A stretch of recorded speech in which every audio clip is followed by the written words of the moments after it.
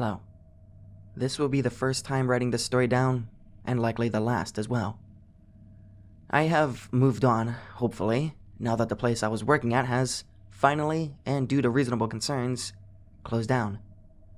I usually spend my time over at TG, but I feel like not only might there be an interest here on X, but maybe also a reassuring word on how I handled the situation.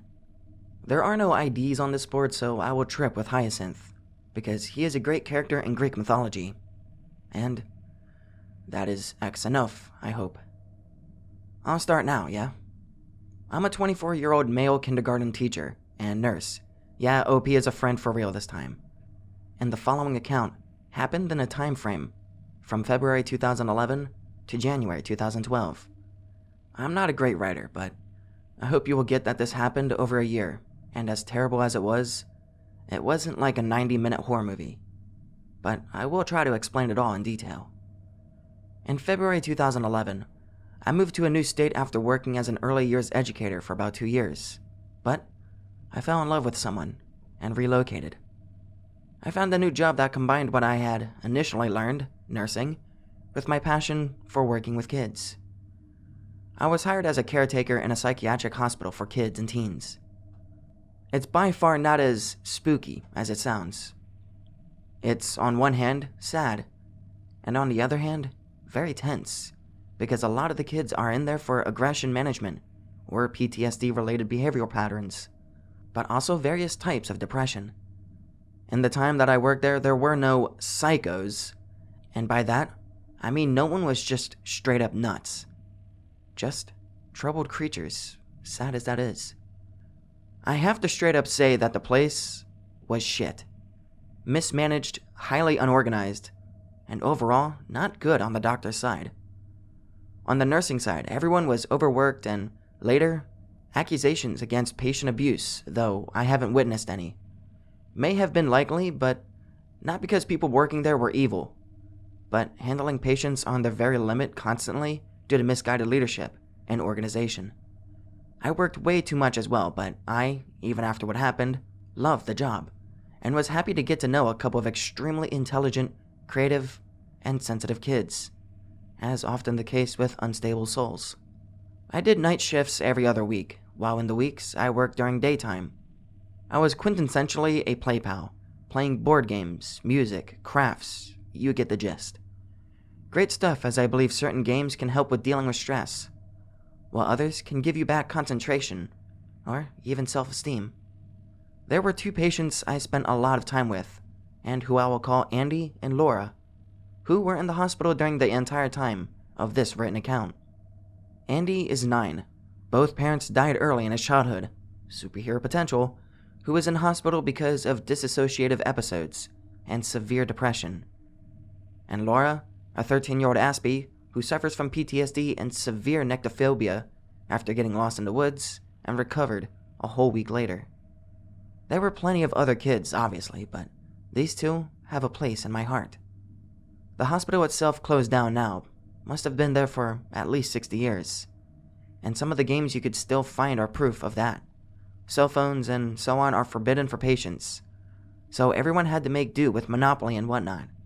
I would say February was fun, actually. A thrill, a new job, living with boyfriend. It was great. In mid-March, things started to be different. The hospital was being rightfully blamed by many. The people working started to hate it there even more, and the kids got wilder and sadder because they obviously picked up on it. I went to great lengths to make it better, bought new games for my own, cleaned up the toy storage, found a few cool things but threw out a lot of crap and broken things, basically ending up with a couple of board games and glitter, making room for toy cars and a playhouse and new card games. The kids loved it, and I loved playing certain games thinking Risk is good for focus, Jenga for nerves, Uno is social, and etc. I had the first dream the day after I did the spring cleaning.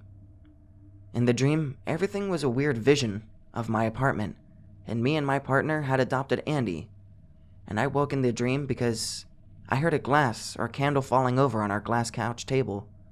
Andy slept in the middle. I looked to see if he had woken up, but he slept. and so I went into the living room. What I saw was so unsettling that I woke up right away with the picture burned into my mind. It was such a strong image. A boy of maybe 7, with white skin and very dark shadows around his eyes, apparently naked except for white socks. He was seemingly flowing mid-air in a bathrobe that was 3 times too big. The bathrobe seemed cramped though, with even the pockets bulging. It was fucking strange, no other way to say so. I was left with a weird feeling of guilt, or maybe caution. Bathrobe Boy kept appearing in my dreams, without it getting any different from the first time. I dreamt of him at least twice a week. Maybe a month later, when I did a night shift, I saw Andy suffering from sleep paralysis. It was terrible, and I could barely wake him up. He felt strangled, as it appears to happen frequently, Wikipedia tells me, and he insisted a boy tried to kill him. It hurt me to see him get worse. You see, I'm not freaking out. Things like this are normal in an environment like this. So, it took too long for me to realize that something wasn't right. And this is what haunts me the most. That I could have opened my eyes earlier and prevented pain. But I didn't see it for a long time. Throughout April and May, both Andy and Laura appeared to not make any progress, but instead get worse. And both had nightly terrors. Some I was there for. Some, unfortunately, not. In late May, Laura suffered from sleep paralysis every night. So much so that we had to put her on medications to ensure she got enough sleep. Sleep is really important to ensure balanced hormonal levels and lessen depression, which seemed to get worse for Laura by the day. She slept then, and up until August, even though everything in the hospital started to fuck up, it was a normal day-to-day kind of vibe. Until August 16th. I played some Jenga with Andy and Laura before they went to bed, stopping after one round because it was just too hyper, you know?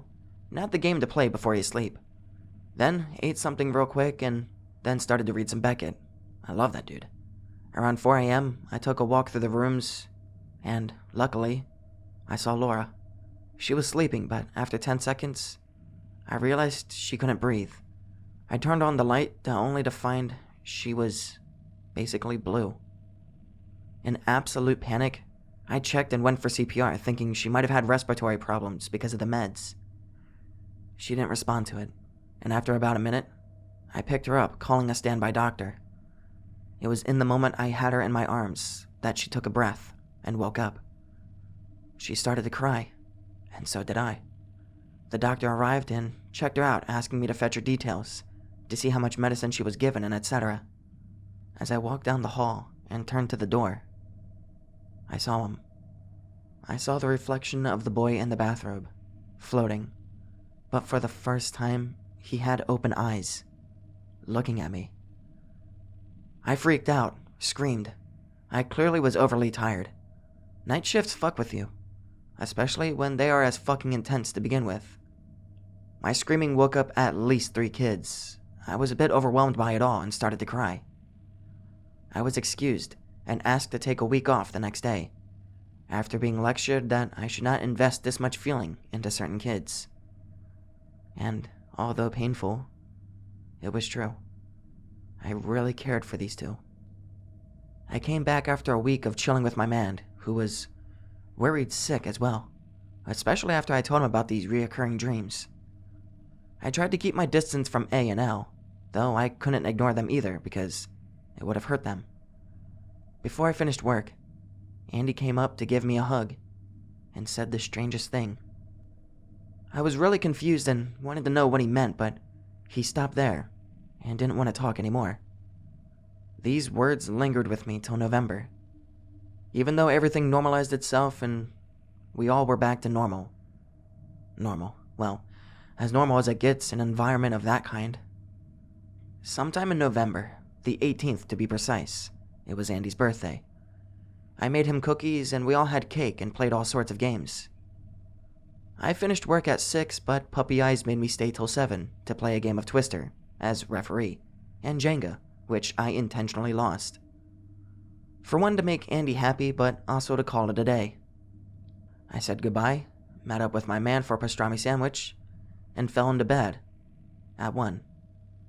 The next thing that happened was, without a doubt, the thing that scared and scarred me most in my life. I woke up, and within a second, I realized I couldn't move. I couldn't even move my head. But I felt something was there. As fast as a fucking bolt of lightning, something went straight for me. I felt something wrap around my neck and tighten. And then, I saw his face. The floating boy 2 inches away from my face, dark eyes looking at me, with hate, full of blame. I couldn't scream. I couldn't breathe. He came closer and whispered, "Stop." Suddenly, his face replaced by my boyfriend's, shaking me. I could breathe. I could move. I couldn't sleep. I was shaking for the rest of the night, unable to speak. I took Saturday off to have 2 days of recovery and return on Monday. All I wanted was to tell the two. This. Ridiculous. What? So, this was me, an adult, wanting to tell a secret to 2 kids. I waited till lunch and made sure to sit with them. And I just said it, like it happened. The boy with the belt came to me at night. Both kids were unfazed. Andy said, "You're a loser, Anon." Have you ever been insulted by a kid? It strangely hurts. Laura kept to herself when I asked her who he was and why he tried to strangle me. I felt batshit crazy. I can't put it into words. I was on the verge of madness. When I cleaned up the table, Laura came up to me and said, "I'll tell you later." Okay, I thought with cold sweat above my lip. But she didn't. She played by herself, not wanting company. I left work on time and went home, made dinner, and got ready for bed. I took my book from my bag, not Beckett anymore, I can't remember, to read some. And inside I found a drawing. A drawing that disturbed me and probably will do so for the rest of my life. It was just a kid's drawing, but what it implied was fucked up. I will attach the picture. I don't have a scanner, but it'll have to do. If the Jenga towers fall, he gets strangled. When you lose, you kill him. I lost the other night. He seeked revenge. I have heard about fucked up stuff that happened there in the past, but this fucked up? Kids killing kids. In a way so sadistic. Not even sure if this is appropriate for this board, but I'm not sure where else to put it. So enjoy. This is a true story. In fact, any of you who are fans of space games may have heard about this person it happened to. But you haven't heard the full story. And I'm withholding his name since he never gave me permission to tell the story. So he can always just deny it and nobody can prove he's lying. A friend of mine is a computer programmer. A few years ago, he decides that he can do a better job designing a space game than anyone else has. So he got to work doing just that. He came up with an idea for a game where all of the content is generated randomly, based on code constraints written into the engine and a pseudo-random seed variable. To the non-programmers in the room, normally to create a game, you have to build a 3D engine or use an open source or licensed engine created by others. Then create all the things that go into the game. Characters, vehicles, plants, stars, moons. Instead of all of that, he created the engine, then taught it to take random information and turn it into all of those things. It's called procedural content generation, and the idea isn't new. It's used in tons of games, but normally, it's procedural content mixed with created content, or created content distributed procedurally. Not this time. Everything in this game is built by math and code. Everything. Space stations, spaceships, and even alien races. Each with distinct cultural predilections and all. One might be a hostile warrior race, one might be a friendly trade-based species. The point was, the game creates the races by randomly choosing attribute levels. The AI for the aliens were based on these attributes, such as aggression, curiosity, intelligence, and etc. And they were all procedurally generated. You could discover, make contact with, do business and trade, invade, kill them all, whatever. Each was totally different from the next, but all were based on the same code. It's a very economical and cool way to create more content than any game should be able to hold. I even asked him after the first alpha release how he got so many different forms of AI at such a high level of sophistication, and he rattled off something about natural selection that was way over my head. He said that they evolve. Soon the NPCs started acting strangely. The platform crashed one night while he was in combat with a few of them. When he started to back up, he warped back to the location and found the NPCs he'd been fighting just sitting there in space. When he ran a radiometric analysis, it appeared they were running intense scans of the exact spot where he'd been when the game crashed. Others had gathered to join the search. One was a new kind of vessel we'd never seen before. A tactical analysis showed it was equipped with high-quality sensors and was classified a science vessel. He shrugged it off as a ghost in the machine and kept working. He would perform upgrades to the item manufacturing engine about once a week. When he did, it often ended up producing higher quality items from the same materials. And many of the items that were already created and being bought and sold on alien markets were suddenly obsolete. One week, he went to make the changes, and he noticed that several NPCs had sold all of their assets at discount prices the day before. He again shrugged it off as a coincidence and began the upgrade. The following week, he went to do the upgrade, and the same NPCs had managed to short sell a large quantity of high-quality items that were about to be made obsolete. The NPCs had started to notice the changes he was making to the game and anticipate them. Now, in the world of video games, AI is a misnomer. It's not really AI. If real AI was as smart as you or me, these AI were about as smart as ants. They know just enough to suck at one video game and do nothing else. The idea that they can identify and anticipate trends in human behavior is like an insect successfully guessing where you'll eat dinner in a week. It is, quite simply, far beyond their capabilities. Yet, it seemed to be happening. It wasn't over. Soon alien races started working together, more than just the cooperative ones. For the first time in the game, naturally hostile aliens started working in parallel with friendly ones. And almost overnight, all of them became hostile to him. They worked together to amass large fleets of sophisticated warships and track him through space, trying to kill him.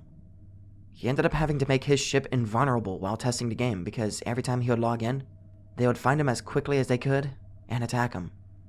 Once he made himself invulnerable, they stopped attacking him, but they continued to watch every move he made. About a month later, he'd made changes to the combat system, and to test it, he made his ship vulnerable again, with the expectation they would attack him. They didn't. He attacked them, they didn't retaliate. He called me up to log in to test the changes instead. As I was playing with him, we were chasing each other through an asteroid field and fast-moving frigates. I had a good idea where he was, down to about a 180-kilometer radius, so I was looking at each rock individually, as the old movie trope of a ship hiding behind an asteroid is actually a pretty good strategy in this game.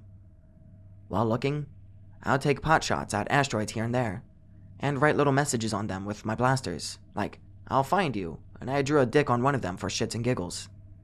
Anyway, I found him and chased him out, hot on his tail, and when we got to the edge of the asteroid field, there was a massive alien fleet that had been sitting there, watching the entire time. He told me to ignore them and that he was working on keeping them from following players around, but he couldn't find anything in the code that was making them do it. All I heard was, "Ignore them," and I said, "Okay," and opened fire on him. The moment I did, they all aggroed on me and killed me instantly. We were both laughing pretty hard, and I didn't think anything of it at the time. 2 days later, he called me on Skype and told me to log in and warp to his location.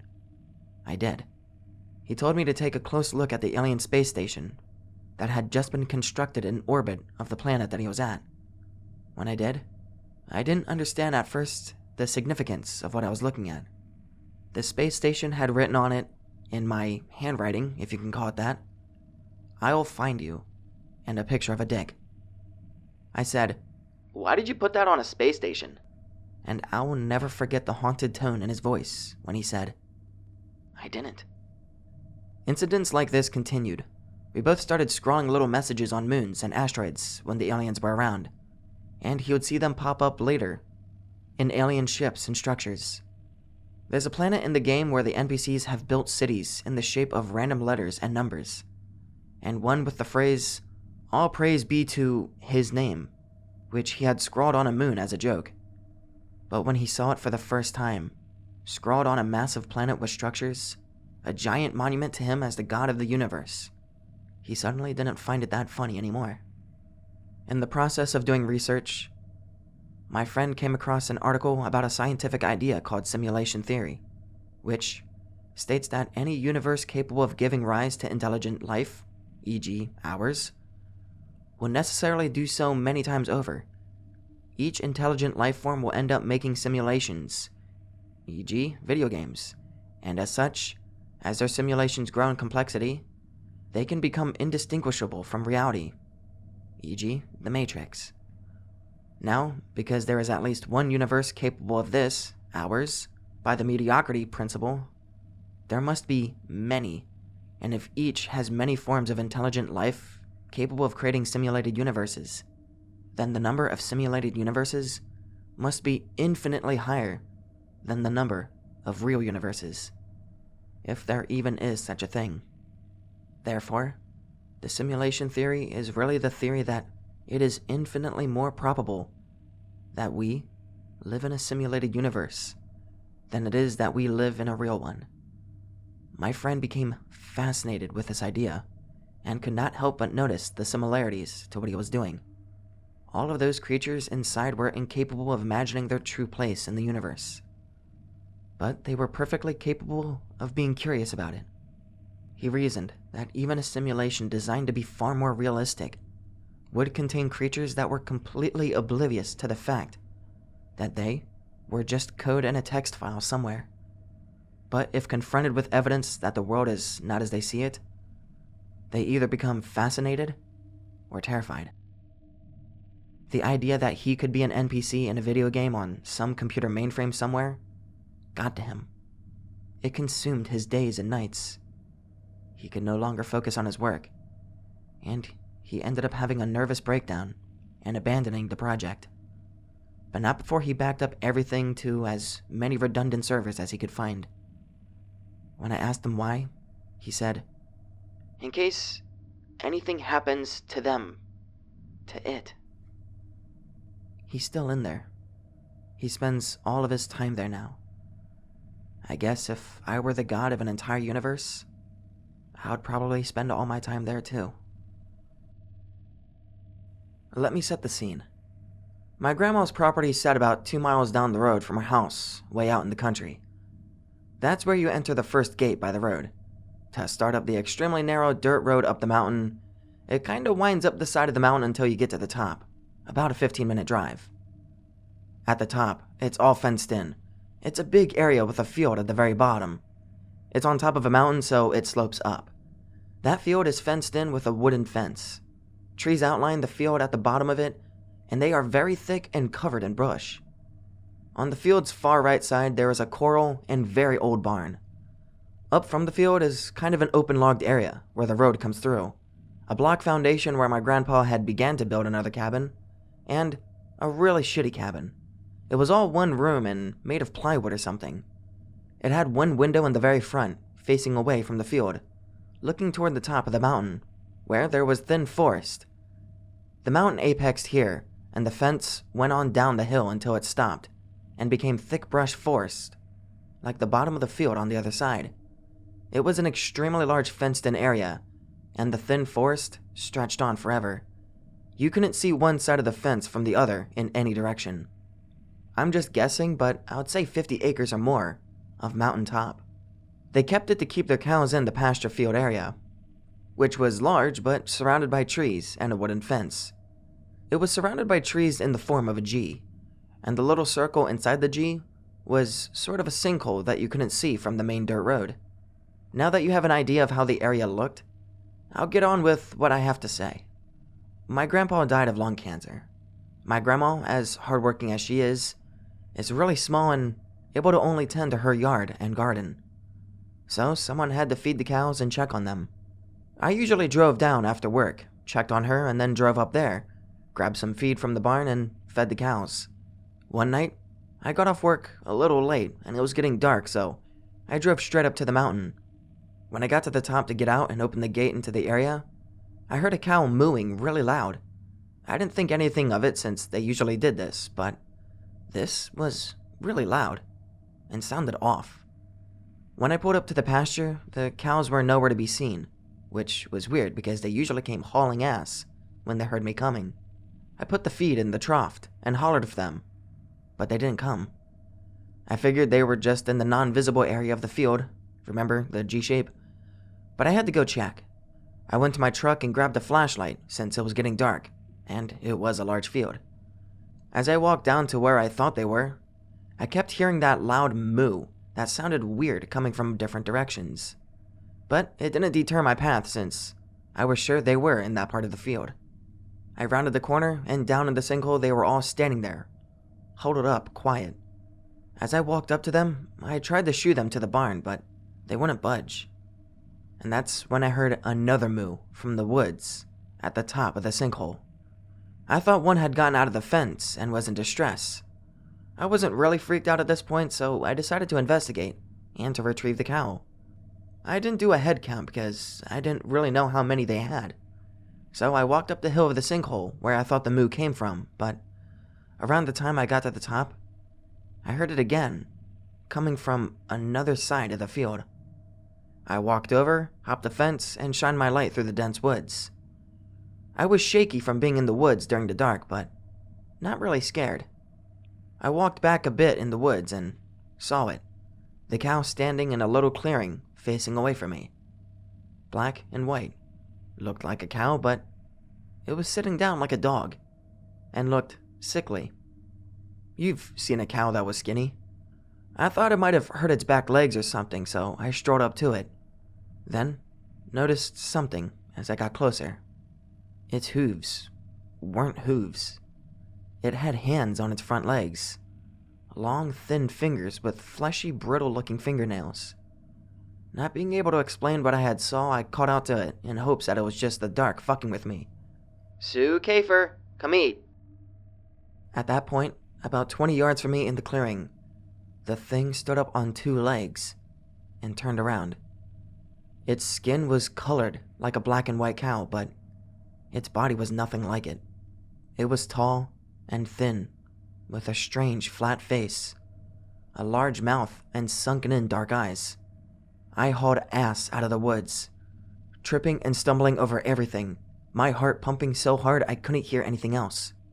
When I got to the fence, I leaped straight over it and sprinted through the field to my truck. I got in, locked the doors, and started the truck, and grabbed my 380 compact from the glove box. I backed my truck down most of the thin dirt road until I got to the gate. I turned around on a steep hill, almost flipping my truck. Now facing the gate, I looked around my truck with a flashlight. I hurried and got out to unlatch the gate and swing it wide open. And on the short way back to my truck, just inside the forest beside me, I hear, "Sue Kafer, come eat." I got in my truck and scrambled down the mountain without closing the gate. Then, after what seemed like 200, I arrived 2 miles away at my grandma's house. I told her everything, and she just sat there calmly and said, "Sounds like a trickster." I took this as her saying it was someone playing a joke on me, and angrily left. I learned later that local Indians called shapeshifters or skinwalkers tricksters. She sold the cows, then the land, and I never returned. Try to pretend it didn't happen. I've saw a ghost before and had a friend with me that also saw this. I don't know what to make of that thing, though. How did that Sue Kafer come eat sound coming from that thing? Human, but raspy, like lung cancer. Yeah, what's weird is that the next day, I was going back to my grandma's to tell her I wasn't going up there again, fucking obviously, and this blocked her road. It was an hour trip around it, so I went home. This is what the landscape looks like around the place it happened, to give you an idea. It's not looking in the direction of the property at all, though.